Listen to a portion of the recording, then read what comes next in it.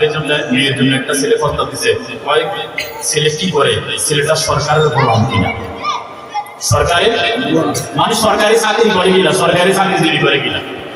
রাসূল বলেন কেউ যদি আল্লাহর গোলাম হয় তার কাছে মেয়ে বিয়ে দিয়ে দাও। আমরা বলি না, আল্লাহর গোলাম হইলে হইতো না, সরকারের গোলাম হইতে হইবে, ঠিক না?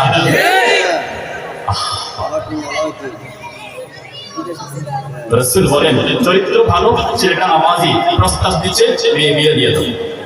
আমরা বলি এগুলা রাখো, ছেলে ফিনল্যান্ড খাই কিনা, ইতালি থাকে কিনা, অবস্থা এমন না। তো বলতেছিলাম যে কথা, ফাতেমা বলছিল আলী আমার আব্বার সম্পদ দেখে দেয় নাই, শুধু ঈমান, আমল, তাকওয়া, নামাজ দেখে আপনার ভিতরে দিয়েছে, আমার কালিমা নিতে পারেন নাই, আপনি ভিতরে চলে আসেন। আলী খাটের এক পাশে মন খারাপ করে বসে আছে, হঠাৎ একটু পরে দরজায় কড়া নাড়লো। আলী দরজা খুলে দেখেন সালমান ফার্সি। কে? হাতের